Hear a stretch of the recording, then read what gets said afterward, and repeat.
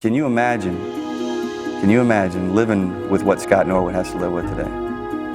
Wherever Scott Norwood goes, no matter what he does, family, friends, media, anybody in the supermarket, anybody in the restaurant, they're going to talk about Super Bowl 25, that kick. That's it. The quiet man of this football team, Scott Norwood, barely raises his voice above a whisper. He can fire the shot heard round the world now.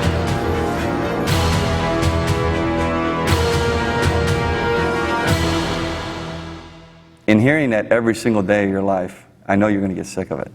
And I'm sure Scotty has. Now, tell me the truth, Scott. Now, when we're coming up here, you had to be dreading this, right? I mean, you figured, oh, no, they're going to start with a kick, and why do I have to go through this again? Does it mystify you why so many people are so interested in the question, how do you feel? How do you feel now? How did you feel when you missed a kick? Is that puzzling to you? Yeah, it is puzzling. I think that simply the word empathy probably comes to mind at some point, that you have the ability to put yourself in my shoes. It was a tough thing to handle, especially it faded after a while. I think that's been the greatest healer, is just time. I think it affects him still to this day in a way that none of us will understand. I think it's a scar that he carries with him, and I think it's unfortunate. I love the guy. I mean, he won a lot of games for us. This could win it for the Bills.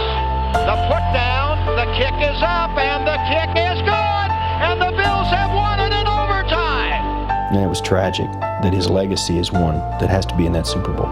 The most pressure-packed field goal attempt in history came from 47 yards. Scott Norwood never had made one from that distance on grass before. And although his kick sailed wide right, he faced every question front and center after the game. He stepped up to the mic and took his lumps and really handled it like a man. Look, I realize I missed a big opportunity today. It would have been really easy to dodge, but he didn't. And he handled it in a way that I was very proud of him. You got a lot of letters too, didn't you? And I wanted to read you. We watched your interview after the game, and you touched our hearts. Everything I have ever wanted to teach our children was taught by you in just a few minutes. How does that make you feel? Physically it gives me goosebumps to hear nice letters like that. And I recall that time period when I was flooded with letters. It warms me to see that people saw that I had, in a sense, my priorities right. When the Bills returned to Buffalo following the Super Bowl, the fans welcomed Norwood. That moment was a catharsis for Scott, but it also marked the beginning of a haunting ritual. People wanting him to talk about the miss. You know, we're struggling with this right now, and you know who I am, but I know I've never felt more loved than right now. Scott Norwood kicked for the Bills for 7 seasons, often in brutal weather conditions. He made nearly 75% of his field goal attempts. He went to the Pro Bowl once, and it was his 44-yard field goal in the '91 AFC Championship that sent Buffalo to a second straight Super Bowl. Despite all his accomplishments, though, it seemed all anyone ever wanted to ask him about was one kick. The media that was on Scott Norwood was just, just relentless. I don't remember him saying lost the game, but I'm sure he felt that way. I know he felt that way. I mean, how many times did he have to say that?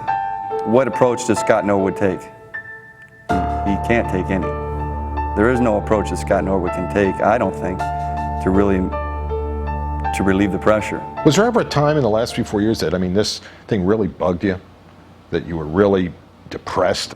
Not much thought given to this last few years. You ever think, that like Ralph Branca, who threw the pitch to Bobby Thompson, made a whole career out of talking about adversity. Everybody's had a moment where they failed. Do you ever sense that you could be a spokesman here on even a much broader stage than a missed field goal, but lessons about life itself? It'd be nice to benefit others and teach them some life lesson, but I never saw that I'd be able to do that through this kick. And of course, if you were to do something like that, then you have to continually go back there, immerse yourself in it, and use the word failed, and I don't really see it that way. You know, I'm more of a logical stand back. I did the best I could. Didn't work out. Missed it, but I didn't fail. You just don't want to revisit that whole thing Yeah, again. just that's not because it's a painful situation. It just becomes, you know, I get kind of bored with it. You know. How do you feel when you see that on ESPN now, and you see that? I mean, when it comes Super Bowl week, and you have to see, oh no, I got to see that damn shot again. I'm sure, you know, when I saw it in the past, and if I see it in the future, that it's always going to be wide right. There's nothing. That's the thing about our past, is that you know, you can't make it any better, you can't make it any worse. There's nothing that you can do to affect it.